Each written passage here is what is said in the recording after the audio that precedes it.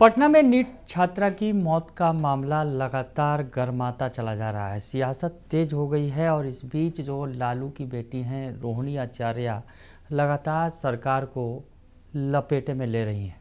एक बार फिर उन्होंने सरकार पर हमला बोला है। नमस्कार, दर्श न्यूज़ देख रहे हैं आप, मैं हूं अनुराग। बड़ी खबर निकलकर सामने आ रही है। नीट छात्रा की जो मौत का मामला है फिलहाल अभी सुलझने का नाम नहीं ले रहा है। एसआईटी की रिपोर्ट सामने नहीं आई है। अभी एसआईटी अभी फ़िलहाल जांच कर रही है और एम्स की रिपोर्ट का इंतज़ार किया जा रहा है। दरअसल जो पोस्टमार्टम रिपोर्ट आया था और पोस्टमार्टम रिपोर्ट के बाद ही जो है ये मामला काफ़ी और भी इसने व्यापक रूप ले लिया और विरोध जो है काफ़ी बढ़ गया, क्योंकि पोस्टमार्टम रिपोर्ट में सेक्सुअल हरासमेंट की बात कही गई पीएमसीएच के रिपोर्ट में, और अब इस रिपोर्ट को फिर से एम्स में जो है उसकी जांच की जा रही है और एम्स के रिपोर्ट का इंतज़ार है। मामला काफ़ी तूल पकड़ चुका है, लड़कियों की सुरक्षा का सवाल है और इस मामले पर अब सियासी दल जो है वो सड़क पर उतर आए हैं। आरजेडी ने भी आज प्रोटेस्ट किया है। आरजेडी की जो महिला विंग है वो सड़क पर उतरी और सरकार की मुखालफत की, सरकार का भारी विरोध किया। कहा कि नीतीश सरकार में महिलाएं, लड़कियां सुरक्षित नहीं हैं। तो आरजेडी का प्रोटेस्ट हुआ है। सियासत लगातार जो है इस मामले में परवान चढ़ती चली जा रही है और इस बीच लालू की बेटी रोहिणी आचार्य भी लगातार इस मामले में सरकार को घेर रही हैं। आज एक बार फिर उन्होंने ट्वीट करके सरकार को घेरा है। सोशल मीडिया एक्सपर्ट जो उन्होंने बातें लिखी हैं और सरकार को सीधे सीधे कटघरे में खड़ा किया है इस पूरे मामले में, बल्कि पूरे बिहार में क्या हो रहा है ये तस्वीर भी उन्होंने दिखाई है एक मीडिया रिपोर्ट के हवाले से। उन्होंने लिखा है कि लानत है बिहार में सुशासन एवं कानून के राज के दावों पर। मौजूदा बिहार में परिस्थितियां माँ, बहन, बेटियों की सुरक्षा, मर्यादापूर्ण अस्तित्व व भविष्य निर्माण, कैरियर बिल्डिंग के मद्देनज़र किसी भी दृष्टिकोण से कोई संतोषजनक नहीं बल्कि अपितु अफसोसजनक और चिंताजनक है।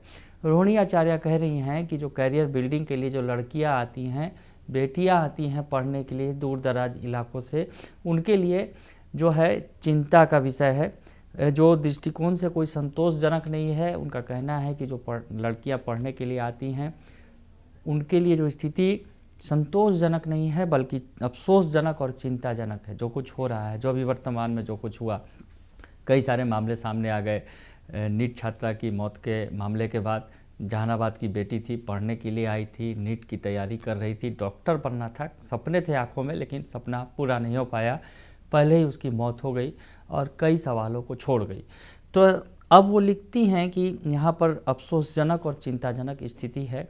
आगे वो लिखती हैं, अराजकता का आलम तो ऐसा है कि सुरक्षा के दृष्टिकोण से सबसे महफूज समझे जाने वाले शहर पटना में बेटियों, बहनों के साथ बलात्कार हो रहा है। व्यभिचार बलात्कार के पश्चात उनकी हत्या की जा रही है।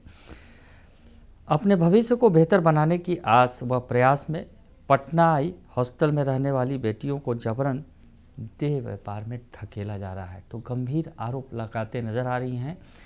जो नीट छात्रा की मौत का मामला है उसमें भी कई सारे इस तरह के आरोप लगाए गए हैं। जो बातें बताई गई हैं कि कई सारे जो हॉस्टल्स हैं, गर्ल्स हॉस्टल, वहाँ पर किस तरह से गलत धंधा चल रहा है। कह रही हैं कि जो हॉस्टल्स में बेटियां जो आती हैं उन्हें जबरन देह व्यापार के धंधे में भी धकेला जा रहा है। काफ़ी गंभीर बातें उठा रही हैं रोहिणी आचार्य, काफ़ी गंभीर अगर यूँ कहा जाए आरोप लगा रही हैं और सरकार को कटघरे में खड़ा कर रही हैं। हॉस्टल्स जो चल रहे हैं वो लड़कियों के लिए कहीं से सुरक्षित नहीं हैं, ये बता रही हैं। आगे लिखती हैं, एक हिंदी अखबार की ताज़ा तरीन रिपोर्ट से भी इस संदर्भ में चौंकाने वाले खुलासे सामने आए हैं। एक मीडिया रिपोर्ट का हवाला दे रही हैं कि इसमें जो खुलासे हुए हैं, जो रिपोर्ट आई है सामने, उसमें जो लिखा गया है कि प्रदेश में बलात्कार, यौन उत्पीड़न के मामलों में बेतहाशा वृद्धि हुई है। यौन अपराध को अंजाम देने वालों के बीच कानून, पुलिस, प्रशासन का रत्ती भर भी खौफ नहीं बचा है। अपराधियों और पुलिस प्रशासन के बीच साठ-गांठ के मामले उजागर हो रहे हैं।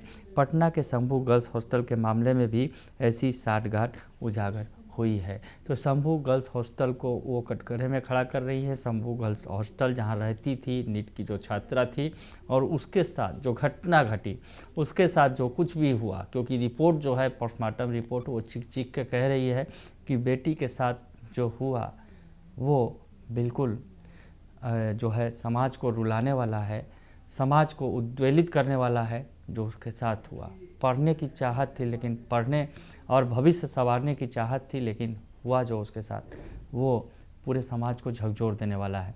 तो वो रिपोर्ट बता रही हैं और शंभू गर्ल्स हॉस्टल के मामले में कह रही हैं पुलिस के साथ प्रशासन, पुलिस और प्रशासन और अपराधियों की जो है साठगांठ है, वो इस शंभू गर्ल्स हॉस्टल के मामले में भी वो बात उजागर हुई है।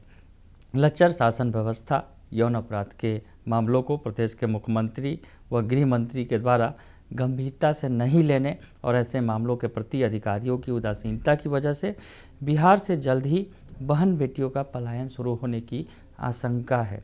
पहले से बिहार युवकों, छात्रों के पलायन का दंश झेल रहा है। ऐसे में जब बहन बेटियां भी पलायन करने को मजबूर हो जाएंगी तो बचेगा क्या बिहार में।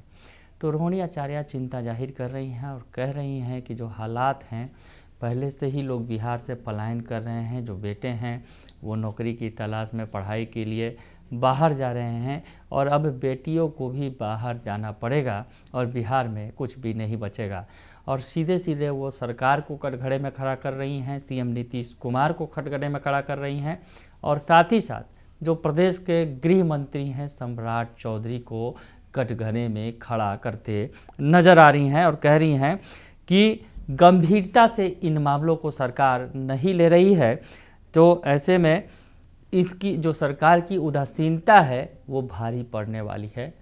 बहन बेटियों का भी बिहार से पलायन हो जाएगा।